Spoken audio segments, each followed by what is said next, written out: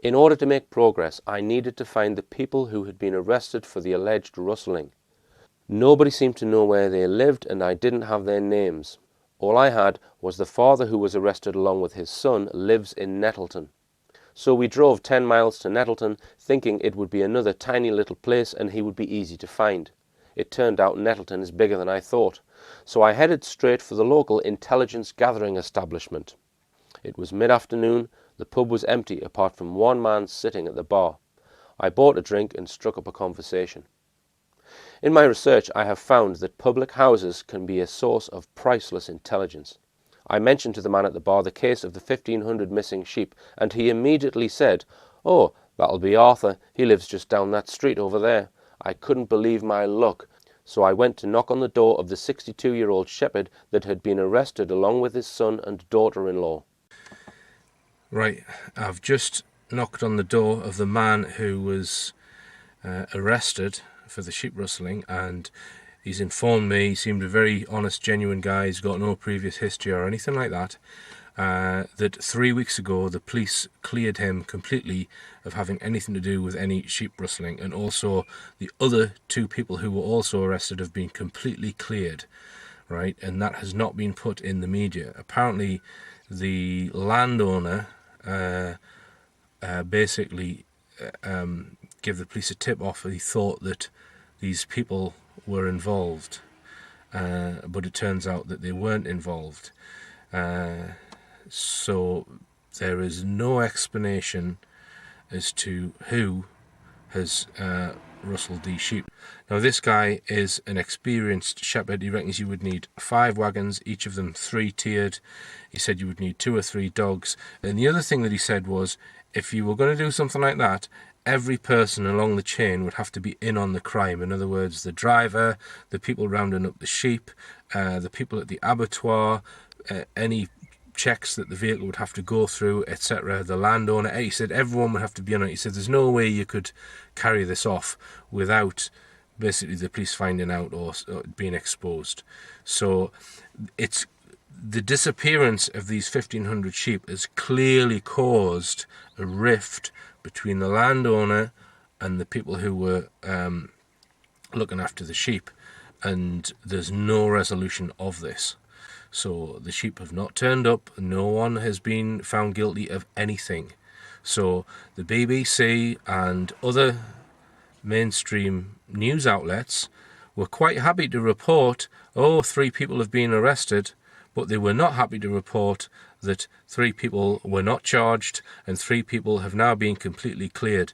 And this guy is asking his solicitor if he will ask the police and the media to report that he has been cleared, and he's not sure that they're going to do that. He had clearly had a rough time with this. That was obvious from speaking to him, but he didn't want to be interviewed for obvious reasons, and he stated that the other people who have been implicated also probably would not want to be interviewed. They just want to put this behind them. Really, the UFO explanation is still well and truly possible, in my opinion.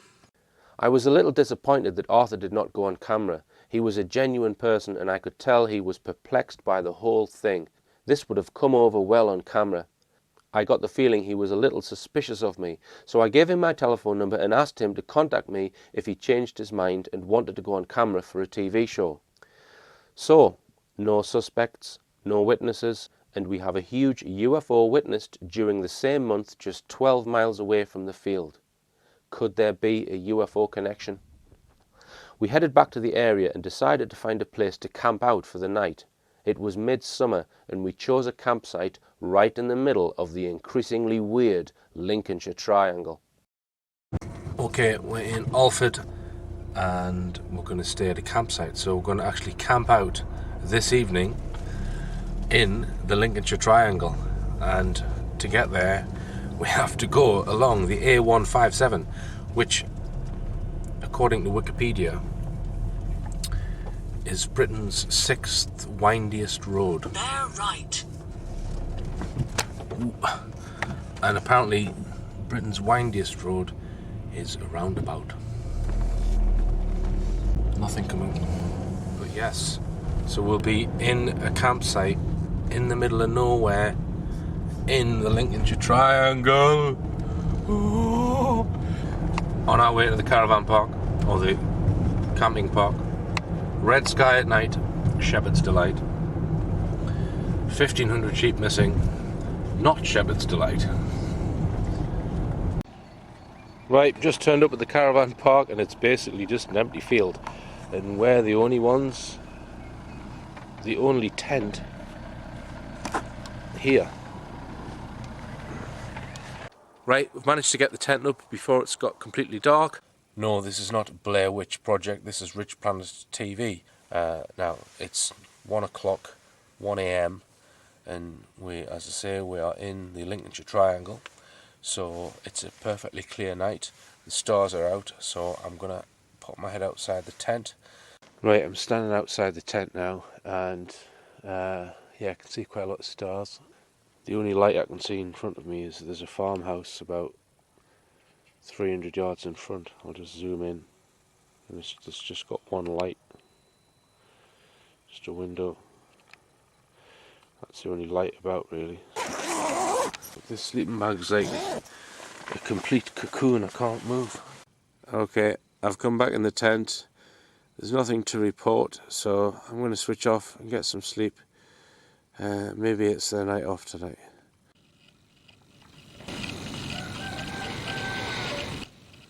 Cock-a-doodle bloody do. Oh, what time is it? Oh, there would have to be a flippin' cockerel right in the next field. Right, it's 7:30 and it's peeing down, so we'll have to hope this rain subsides so I can put the tent back in the car. I guess it's one of the rules of the universe, if you go camping, it rains, and a dog shits outside your tent and you stand in it when you get up in the morning. So I'm going to try and find the toilets. As you can see, it's still peeing down, and that was fun, taking the tent down in the rain. A few days later on my journey back to the northeast, I got a call on my mobile from a Detective Constable Nick Jones, the same officer who spoke on the radio about the missing sheep. I recognised his voice immediately. I pulled over into a service station to record my recollection of the call. Okay, now it was 5 days ago when I spoke to the gentleman who was implicated with the missing sheep. I've just had a phone call from the detective from Louth, who is the detective involved in the case of this missing sheep, of the missing sheep. Now, I recognise his voice. It was the detective that was interviewed on the BBC website. Now, first thing he said to me was, have you spoken to this gentleman? I said, yeah, because I'm interested in the story. He said, well, why have you called him? I said, well, I'm doing an article about it. He said, an article for what? I said, well, it's actually from a TV show. He said, which TV show? I said, Rich Planet's TV. He said, is that a legitimate TV show? I said, yes. Then he said, well, how did I find out about it? I said, well, it was on the BBC website. That was when I first found out about it. He said, fair enough. And then he seemed a bit suspicious at first. He obviously thought that he couldn't understand why there was someone questioning this guy. I said to him, it's a very interesting case because it's such a large number of sheep. It's Britain's largest alleged rustling incident. I said to him, I'm doing an article on it because I've got my own theory on this. And then he says to me, get this, he said, really? He says, I'd be very interested to know what your theories are. And it was blatantly obvious from the conversation with him that he has no clue as to what's happened to these sheep. And he said to me there was no evidence that any loaders or trucks had been there. I said to him, well, there would have been wool all over that entrance if there'd been 1,500 sheep come through there, you know, in the hedges and in the gate and on the floor. There would have been droppings on the floor. There would have been big tyre tracks, etc. And he said there was no evidence that there'd been any vehicles at that entrance point. And according to him, there's no evidence that there's been any trucks there. So he was definitely perplexed. He doesn't know what's caused it because he's obviously interviewed the people who were implicated and the landowner, and obviously all of these people have been cleared.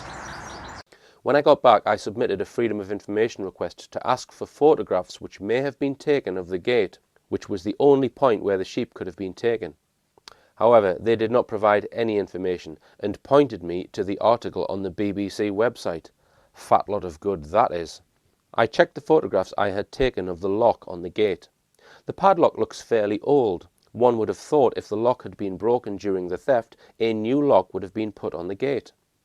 I decided to ring Detective Constable Nick Jones to ask him about the gate and the lock and whether there was any evidence that the gate had been broken into. Hello, Nick Jones. Hello, Nick. This is Richard Hall. I spoke to you a few weeks ago about the missing sheep case at near Donington. Oh, yeah? I've been doing a little bit more research, just looking into it, and if I do find it, because I've got a completely open mind on the whole thing, if I did find anything pointing to criminal activity, you have my word that I would report it to you immediately in total confidence. That's just the first thing I wanted to say. But I just wanted to ask if you would be able to give me any information on the actual gate and the lock, because I've had a look at the lock on the gate and it's not a new lock. But do you know if the gate was open or closed when the first person appeared on the sorry? It was closed. It was closed. And was there a lock on the gate? I don't know off the top of my head, mate, to be honest. You don't know off the top of your head, right? No. But the gate was closed. And the other thing about that field is, if you go through it, and as you go along it, it goes down into a very deep gorge. It does, yeah. And then there's a kind of a removable portion of the fence at the bottom of that gorge. Do you know if that was intact? Or had that been... Or do you know if there was sheep on the other side of that fence? There was on the other side of the valley, yeah. Right, so there were sheep there as well, and they'd all gone, yeah? No, they were still there. Oh, they were still there? So, what are you saying? Everything the other side of that fence was still there? Yeah. Okay, and had that missing portion of the gate been touched at all, or? As far as I'm aware, everything that was gated and locked was still intact. Right. Okay. But the gate was closed, and again, any evidence of any vehicles there? No, nothing at all. Okay. But you don't know whether the gate was still padlocked. You just know that it was closed. Yeah, I seem to remember it was padlocked as well. It was padlocked as well? Yeah. Okay, so everything in that... As it is today, still in situ, not been touched at all. Right, okay. And I was just going to ask you, that Mr. Dennis, I've tried to contact him, I haven't been able to get in touch with him. I see he's installed cameras in various places, because he's obviously trying to find out information about people in the area. Were you aware of that? No, I wasn't aware of that. There's two cameras. I don't know whether you want to know this, whether you're interested. It's, you know where the RAF tower is? Yes. There's two houses there, next to it. Yeah. On that corner there, there's a little CCTV camera. Well, there's two, and it's kind of pointing. If you were to drive around that corner, it's quite a sharp corner. Yeah, it would capture the driver, and I believe he's installed those. Right. So, for my own knowledge, that suggests to me that he's not implicated, kind of thing, because I know that there was a bit of finger pointing going on, but... No, definitely not. We did a good financial investigation on him, and he's no worries and doesn't need to claim on his insurance, that's for sure. Right, okay. Certainly in the black rather than the red, that's for sure. Right, okay. Alright then, well, thanks very much. I just thought really it was just to ask you about the gate, because I took a little photograph of the padlock, and it's not a new padlock, which suggests that it could be broken in the first place. It wasn't broken, yeah. Okay. All right then, Nick. But if in my sort of travels, because I've spoken to a few people in the village and that kind of thing, if I do find anything that is the remotest bit suggestive of criminal activity, I will contact you and I'll let you know. Okay. Thanks very much. Okay. Thank you. Thanks a lot. Now. Cheers. Bye now. Bye. Let's just summarise some of what we now know. There are no suspects, there is no evidence of an insurance job, there is no physical evidence, there are no witnesses, the field was padlocked and all entrances were undisturbed, showing no evidence of rustling. A huge egg-shaped UFO was witnessed in the area during the same month. What does the evidence point to? Does it point to this? Or does it point to this? If you live in the Lincolnshire area and have witnessed anything you think may be of interest to this case, please get in touch via the richplanet.net website. One final question we should ask ourselves. Let's assume these sheep were taken by a UFO, and that UFO is not of human origin. What are these sheep being used for? The most likely answer, in my opinion, is as a source of protein. Protein for who or what? We'll leave that question for another show.